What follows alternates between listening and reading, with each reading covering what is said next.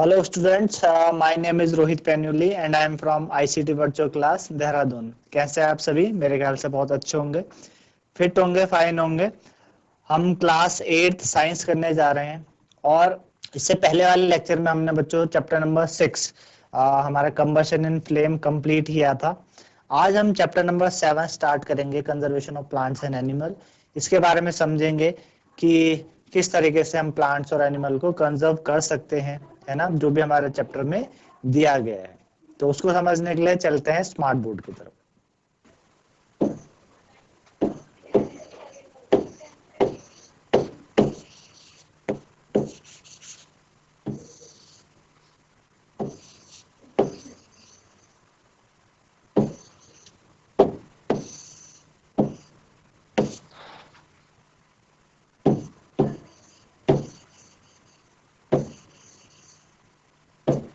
Chapter number 7 है और जिसका नाम है conservation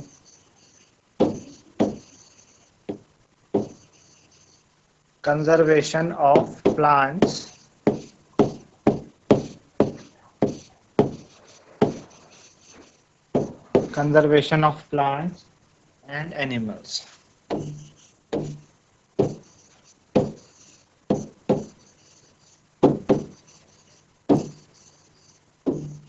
conservation of plants and animal, ये आपके पास क्या है, चैप्टर का नाम है, ठीक है ना।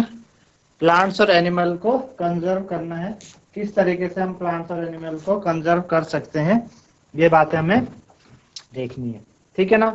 तो आपने क्लास 7 में देखा, आपने क्लास 7 में पढ़ा है कि हमारे पास क्या थे, एक चैप्टर दिया था जिसमें कि हम फॉरेस्ट विजिट में जाते हैं, ठीक है ना।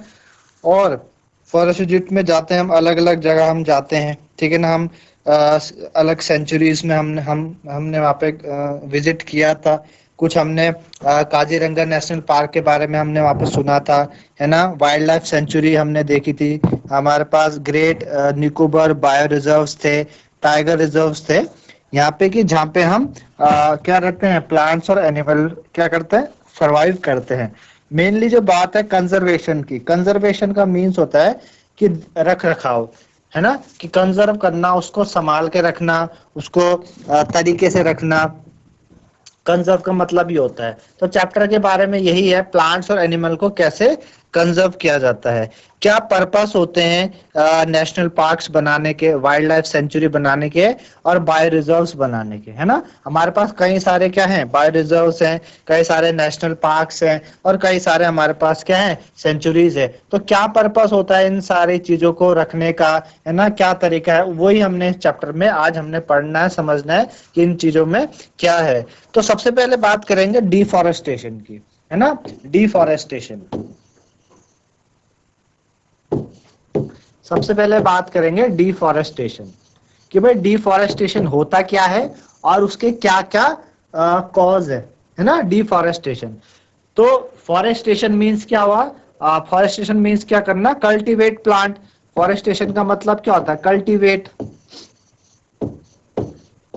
कल्टीवेट प्लांट्स, है ना, प्लांट्स वगैरह का कल्टीवेशन होना, है ना। फॉरेस्ट होते हैं, फॉरेस्ट में हम देखते हैं हमारे पास जो जंगल है वहां पे क्या नेचुरली क्या होता है, नेचुरली जो प्लांट्स हैं वो क्या करते हैं, ग्रो करते हैं, तो फॉरेस्ट तैयार होता है, ठीक है ना। कल्टीवेशन होता है जब फॉरेस्ट का, प्लांट्स का, तो वो क्या कहलाता है, आपका फॉरेस्टेशन कराता है। लेकिन डी का मतलब क्या हो गया, डी का मतलब कि इस कल्टीवेशन को, इसका जो कल्टीवेशन ऑफ प्लांट है इसके अगेंस्ट जाना। डी का मतलब इस कल्टीवेशन को स्टॉप करना, इस कल्टीवेशन को रोकना। कैसे रोकना है भाई, पेड़ों को काट के, है ना। पेड़ों को क्यों काट रहे हैं हम, अपनी यूज के लिए, है ना। ह्यूमंस क्या है, ह्यूमंस काफी चालाक है, वो अपने यूज के लिए पेड़ों को काटते हैं। अलग अलग यूज है, उन्हें फर्नीचर बनाने हैं और भी कई सारे यूज होते हैं, है ना। तो इन सारे यूज के लिए प्लांट्स को, नेचुरल रिसोर्स को खत्म करना, कट करना, तो प्लांट्स का कल्टीवेशन करना को स्टॉप करना, ये क्या कहलाता है, डिफॉरेस्टेशन, है ना। तो हम देखते हैं कि हमारे पास वेराइटीज ऑफ प्लांट्स और एनिमल्स हैं अर्थ में, और ये क्या है, बहुत ही इसेंशियल होते हैं, किसके लिए, हमारे सर्वाइवल के लिए, है ना। हमारे सर्वाइवल के लिए प्लांट क्यों एसेंशियल है, क्योंकि दे प्रोवाइड अस ऑक्सीजन। ये हमें क्या प्रोवाइड करते हैं, ऑक्सीजन प्रोवाइड करते हैं, जो कि हम सांस लेने में मदद होती है हमें। फिर भी ये चीज होने के बावजूद भी हम क्या करते हैं, डिफॉरेस्टेशन कर रहे हैं, प्लांट्स को अपने यूज के लिए काट रहे हैं, जंगलों को खत्म कर रहे हैं, है ना। तो एक मेजर थ्रेट है सर्वाइवल ऑफ दीज ऑर्गेनिजम्स। तो ज्यादा नुकसान देखिए, फॉरेस्ट को हम काट रहे हैं तो फॉरेस्ट का तो नुकसान है ही, साथ साथ हमारा भी नुकसान है, लेकिन ज्यादा नुकसान इन द होल देखा जाए तो उनका तो है, जो वहां पे प्लांट्स और एनिमल्स रहते हैं, लेकिन साथ साथ में हमारा भी नुकसान होता है ना। तो ये डिफॉरेस्टेशन कहलाता है। आपने देखा है कि जो डिफॉरेस्टेशन है उसका मतलब मैंने आपको बता दिया, क्लियरिंग ऑफ फॉरेस्ट, है ना। अगर लिटरल मीनिंग आप जाएं तो क्लियरिंग ऑफ फॉरेस्ट क्या होगा, डिफॉरेस्टेशन का मतलब क्लियरिंग ऑफ फॉरेस्ट, फॉरेस्ट को क्या करना, क्लियर करना, क्लियरिंग ऑफ फॉरेस्ट, ठीक है ना। And using that land for other purpose, और उस लैंड को क्या करना, अलग अलग पर्पस के लिए यूज करना, वहां पे बिल्डिंग्स बनाना, मॉल्स बनाना, या अलग अलग चीजें बनाना, है ना। वहां पे सड़कें बनना। आप देखते थे कि अभी आपके घरों के आसपास आज से 20 साल पहले, है ना, 20 साल पहले कितना वहां पे जंगल वगैरह हुआ करते थे, है ना। अब क्या होने लगा कि पॉपुलेशन होने के कारण हमें क्या चाहिए, रोड्स चाहिए, ट्रांसपोर्ट इजीली चाहिए। तो हमने क्या करा, उन जंगलों को काट के वहां पे रोड्स बनाई, ठीक है ना।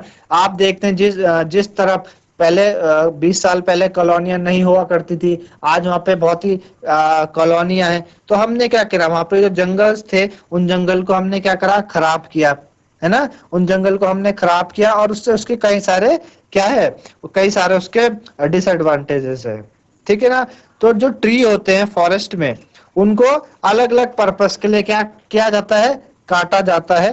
किस किस के लिए काटा जाता है, जो आपके पास जो पेड़ हैं, फॉरेस्ट के पेड़ है, उनको अलग अलग पर्पस के लिए क्या करते हैं हम, उनको अलग अलग पर्पस के लिए हम काटते हैं।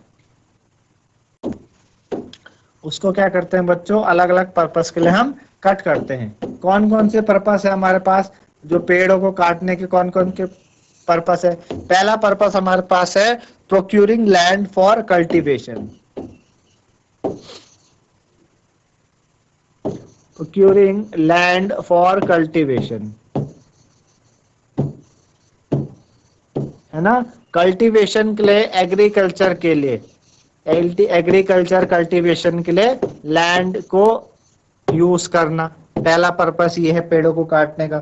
दूसरा क्या है, building house and factories, building building house and factories, building house and factories, house और फैक्ट्रीज का निर्माण के लिए हम पेड़ों को काटते हैं। तीसरा क्या है, making furniture for using would, making furniture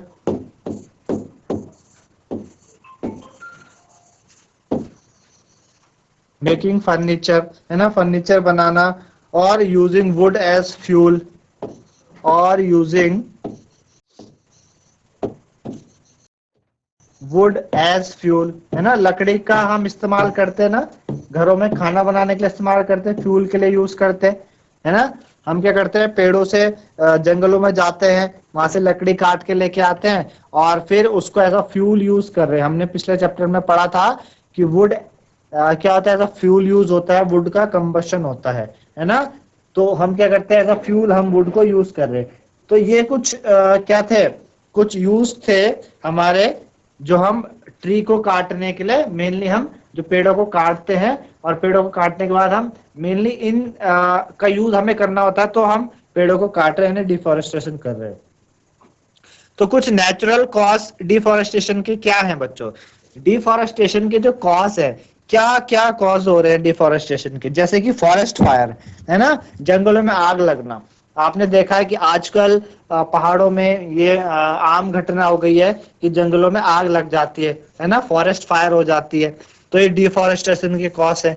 severe drought है ना, सूखा पड़ना, ये डिफॉरेस्टेशन के कॉज है। सॉइल इरोजन होना, है ना, सॉइल इरोजन क्या होता है, आपने पढ़ा सॉइल इरोजन में क्या क्या होता है? सॉइल इरोजन की जो मिट्टी है ना, उसका बह के चले जाना। जो लैंड है, लैंड में जो फर्टाइल सॉइल है उसका बह के चले जाना। तो उसका बह के क्यों चले जाना, क्या उसके कॉजेज है? तो आगे हम इस बात पे चर्चा करेंगे कि क्या क्या उसके ऐसे कॉजेज है। ठीक है ना। तो सबसे पहले चलते हैं, बात करते हैं कॉन्सिक्वेंसेज ऑफ डिफॉरेस्टेशन। कॉन्सिक्वेंसेज मतलब कि जब आप कोई एक्टिविटी करते हैं तो उसके परिणाम क्या होंगे। उसके दुष्परिणाम भी हो सकते हैं और उसके अच्छे परिणाम भी हो सकते हैं। तो क्या कॉन्सिक्वेंसेज होते हैं डिफॉरेस्टेशन के? Consequences, consequences of deforestation.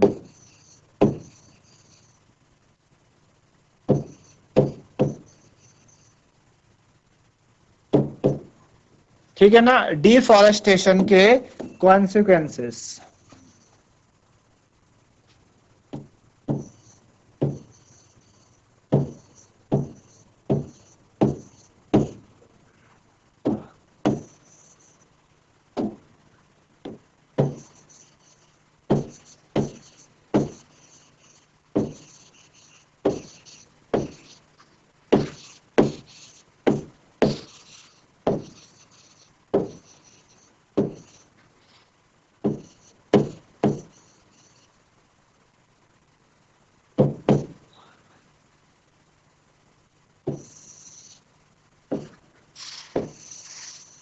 चलिए, तो कॉन्सिक्वेंसेज ऑफ डिफॉरेस्टेशन क्या है?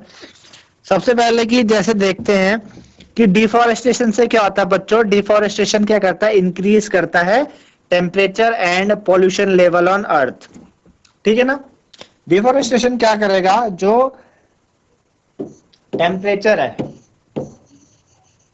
टेम्परेचर इंक्रीज होगा डिफॉरेस्टेशन से, टेम्परेचर बढ़ेगा। ठीक है ना।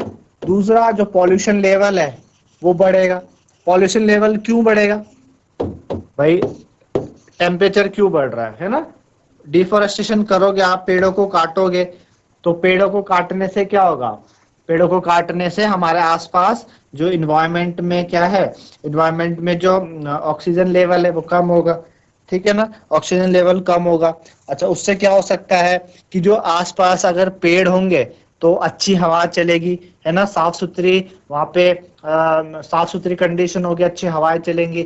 लेकिन अगर पेड़ कम होंगे तो ज्यादा पॉल्यूशन क्रिएट होगा, हमारे आसपास जो एयर है उसमें कुछ गैसेस प्रेजेंट होंगी, है ना। ये तो पॉल्यूशन लेवल बढ़ता है, अर्थ का टेम्परेचर बढ़ता है, उससे कि जो कार्बन डाइऑक्साइड का लेवल एटमॉस्फेयर में वो भी बढ़ जाएगा। जब पेड़ कम होंगे, पेड़ कम होंगे, है ना, तो कार्बन डाइऑक्साइड का जो लेवल है, CO2 का लेवल है, वो भी क्या करेगा? इंक्रीज करेगा। ठीक है ना, वो भी क्या करेगा? इंक्रीज करेगा। उससे जो ग्राउंड वाटर है, ground water also get lowered. जो ग्राउंड वाटर है, ग्राउंड वाटर भी कम हो जाएगा। जो हमारे पास ग्राउंड वाटर होता है वो भी क्या हो जाएगा बच्चों? कम हो जाएगा ग्राउंड वाटर, है ना। तो ये सारे क्या है? डिफॉरेस्टेशन। ये हमें पता है कि डिफॉरेस्टेशन क्या करता है? डिस्टर्ब कर देता है बैलेंस इन नेचर, है ना। जो एक नेचर में बैलेंस बना हुआ है उसको डिफॉरेस्टेशन खत्म कर देता है। ठीक है ना, ये सारी बातें हैं। दूसरी क्या होती है कि अगर हम पेड़ों को कॉन्टिन्यूस काट रहे हैं, पेड़ों को हम कॉन्टिन्यूस काट रहे हैं, तो उससे क्या होता है? जो रेन होती है, बारिश होती है ना, बारिश होती है, रेनफॉल होती है। तो रेनफॉल के साथ क्या होगा कि जब पेड़, अगर एक पर्टिकुलर एरिया में पेड़ है, वहां पे बारिश हो रही है, तो पेड़ क्या करते हैं बच्चों? पेड़ की जो रूट्स होती हैं, पेड़ों की जो जड़ें होती हैं, वो सॉइल को क्या करके पकड़ के रखती हैं, सॉइल को पकड़ के रखती हैं। उस वजह से अगर बहुत बारिश भी हुई, उस वहां से पानी बहा, तो जो सॉइल है और वो फर्टाइल सॉइल है वो उस पानी के साथ बह के नहीं चले जाती। जो सॉइल इरोजन इतना नहीं होता। सॉइल इरोजन क्या है बच्चों? सॉइल इरोजन है सॉइल का पानी के साथ बह के चले जाना उस एक पर्टिकुलर एरिया से। तो डिफॉरेस्टेशन अगर होगा, वहां पे पेड़ नहीं होंगे, तो जब पेड़ नहीं होंगे तो उस सॉइल को पकड़ने के लिए कोई आधार नहीं मिलेगा, तो पानी के साथ बहते हुए चली जाएगी। तो रेनफॉल से फर्टिलिटी ऑफ सॉइल डिक्रीज होती है। इसके अलावा इससे जो नेचुरल कैलामिटीज है, बाढ़ आना, ड्रॉट आना, वो भी इससे होता है ना।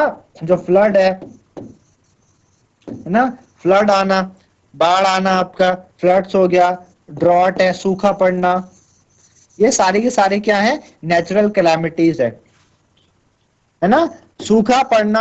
अब ड्रॉट का और डिफॉरेस्टेशन का क्या रिलेशन है, आपने आपने देखा है राजस्थान वगैरह एरिया में, देखे वहां पे पेड़ कम है ना, वहां पे पेड़ कम है तो वहां पे सूखा ज्यादा है। पेड़ कम है, सूखा ज्यादा से क्या रिलेशन है भाई, अगर पेड़ कम होंगे तो जो ग्राउंड वाटर है ना, ग्राउंड वाटर वो डिक्रीज होने लगता है। ग्राउंड में जो वाटर का लेवल है वो डिक्रीज होने लगता है। अब जब वाटर का लेवल डिक्रीज होगा तो ऑटोमेटिकली क्या होगा, ऑटोमेटिकली जो सूखा है वो पड़ेगा। जब पानी नहीं होगा हमारे आसपास के क्षेत्रों में पानी नहीं होगा तो ऑलमोस्ट हम उसको सूखा कहेंगे, है ना। हमने ये भी देखा है कि प्लांट को क्या चाहिए होता है, कार्बन डाइऑक्साइड चाहिए फोटोसिंथेसिस के लिए, प्लांट को कार्बन डाइऑक्साइड चाहिए।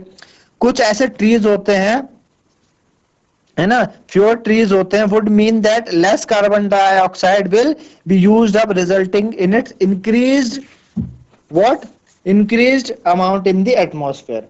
उससे क्या होता है बच्चों, उससे ग्लोबल वार्मिंग होने लगती है। क्यों, क्योंकि कार्बन डाइऑक्साइड क्या करता है, ट्रैप करता है हीट रेस को रिफ्लेक्टेड बाय अर्थ। जितनी ज्यादा कार्बन डाइऑक्साइड, हमने बात की ना कि पेड़ों के कम होने से कार्बन डाइऑक्साइड क्या होती है, बढ़ जाती है। तो कार्बन डाइऑक्साइड क्या करती है बच्चों, हीट ट्रैप करती है ना, हीट को क्या करती है, ट्रैप करती है। हीट होती है ट्रैप, हीट ट्रैप होती है। और हीट ट्रैप होने से क्या होता है कि जो टेम्परेचर है अर्थ का वो बढ़ जाता है। भाई एक पर्टिकुलर एरिया में अगर आप देखते हैं, अगर आप कभी किसी कार में बैठ जाए और उस कार को आप ऐसे ऐसे एरिया में लोकेट करें कि जहाँ पे सन की रेस डायरेक्टली आ रही हो, है ना, सन की रेस क्या हो रही है, डायरेक्टली आ रही हो, और आपका एसी वगैरह सब बंद हो, तो क्या होगा, जो सन की रेस आप आपके जो कार के ऊपर जो भी है छत वगैरह है, उससे क्या होती है, रेज डायरेक्टली अंदर आती हैं। डायरेक्टली अंदर आती हैं तो वो बाहर नहीं जा पाती, अंदर ही ट्रैप हो जाती है। तो इसी तरीके से अर्थ भी है। अर्थ को आप मान लीजिए कि अर्थ क्या है, कार, वो जो कार है वो अर्थ है, और उसके ऊपर एटमॉस्फेयर, अर्थ एटमॉस्फेयर, वो जो कार के ऊपर वो जो शर्ट्स वगैरह लगे हैं वो एटमॉस्फेयर है। तो डायरेक्टली जब सन की रेस अंदर आ रही है तो बाहर नहीं जा पा रही। एक्चुअल में होता क्या है कि रेज आई और रिफ्लेक्ट होके वापस चले गए, ठीक है ना। अब जब डिफॉरेस्टेशन हुआ, यानी पेड़ कम है, तो कार्बन डाइऑक्साइड का लेवल ज्यादा है, कार्बन डाइऑक्साइड का लेवल एटमॉस्फेयर में ज्यादा है। हीट आई और उसने हीट को रोक लिया, ट्रैप कर लिया। अब जब हीट ट्रैप हो जाएगी अंदर, तो आप देखते हैं कि अंदर का जो एटमॉस्फेयर है, अंदर का जो टेम्परेचर है वो बढ़ने लगेगा, इंक्रीज करने लगेगा। अब भाई टेम्परेचर इंक्रीज करेगा तो क्या हो सकता है, उससे टेम्परेचर इंक्रीज करने से क्या होगा, टेम्परेचर इंक्रीज करने से ग्लोबल वार्मिंग में इफेक्ट पड़ेगा। ग्लोबल वार्मिंग क्या होता है, ग्लोबल वार्मिंग क्या है कि हमारे जो ग्लेशियर्स है उनका मेल्ट होना, जो नेचुरल ग्लेशियर्स है जहाँ पे जो बर्फ वगैरह जमी रहती है, स्नो रहती है, उनका मेल्ट होना, वो मेल्ट होंगी तो क्या होगा, वो मेल्ट होने से हमारा जो सी लेवल है वो इंक्रीज करेगा, सी लेवल बढ़ेगा। जब सी में पानी का लेवल ज्यादा होने लगेगा, उस वजह से हमारे जो कोस्टल एरियाज है, कोस्टल एरिया समुद्र के किनारे वाले होते हैं, जैसे मुंबई मुंबई आपने देखा, गोवा देखा, जो समुद्र के किनारे वाले एरियाज है ना, उनमें क्या होता है, बाढ़ का खतरा ज्यादा होने लगता है। और जो लो लाइंग कोस्टल एरियाज है, जो काफी नीचे लो लाइंग कोस्टल एरियाज है, वहां पे ये खतरा ज्यादा बढ़ जाता है। तो इस तरीके से increase in temperature on the earth disturb the water cycle, water cycle को भी क्या करता है, डिस्टर्ब करता है ना, वाटर साइकिल भी डिस्टर्ब होती है और उससे रेनफॉल कम होने लगती है। जब रेनफॉल कम होगी तो सूखा भी उससे पड़ सकता है। तो डिफोरेस्टेशन एक क्या है, मेजर कॉज है ना, मेजर कॉज है which leads to change in soil property. उससे सॉइल की प्रॉपर्टी में भी क्या आने लगता है, चेंज आने लगता है। फिजिकल प्रॉपर्टी होती है जो सॉइल की, वो अफेक्ट होती है प्लांटेशन और वेजिटेशन से, है ना। जो फिजिकल प्रॉपर्टी होती है सॉइल की get affected by plant and vegetation. आपने क्लास 7 में देखा था कि how tree prevent soil erosion, जो पेड़ है सॉइल इरोजन को कैसे बताते हैं। जैसे मैंने आपको बताया कि कुछ ट्री होते हैं, है ना, जो सॉइल को जो सॉइल है उसको रोक के रखते हैं। तो अगर पेड़ हमने हटा दिए तो टॉप लेयर है सॉइल की वो एक्सपोज होती है ना। जो रिमूवल होगा top layer of soil exposes the lower hard and Rocky layer. दो ये जो सॉइल है वो कम ह्यूमस होती है, कम फर्टाइल होती है। ग्रेजुअली जो फर्टाइल लैंड है वो डेजर्ट्स में कन्वर्ट होने लगता है। यानी हमारे पास ऐसे डेजर्ट्स का मतलब बंजर जमीन जहाँ पे कुछ नहीं हो सकता, क्योंकि जो टॉप मोस्ट लेयर है जो काफी फर्टाइल होती है, जो कल्टीवेशन के लिए काम आती है, वो खत्म हो गई है ना। तो इसको कहते हैं डी सर्टिफिकेशन, है ना। तो ये सारे क्या हैं, कॉसेस हैं बच्चों आपके डिफॉरेस्टेशन के, कॉन्सिक्वेंसेस है डिफॉरेस्टेशन के। तो इस तरीके से बच्चों आपने देखा, डिफॉरेस्टेशन के बारे में समझा, जो हमने चैप्टर स्टार्ट किया conservation of plant and animal, कि किस तरीके से सबसे पहली बात हमने डिफॉरेस्टेशन के लिए क्या क्या प्रभाव है, पहले तो होता क्या डिफॉरेस्टेशन और उसके क्या क्या प्रभाव होते हैं हमारे नेचुरल चीजों में। तो मेरे ख्याल से आप लोगों को समझ में आएगा। आज के लिए इतना ही, धन्यवाद, हैव अ नाइस डे।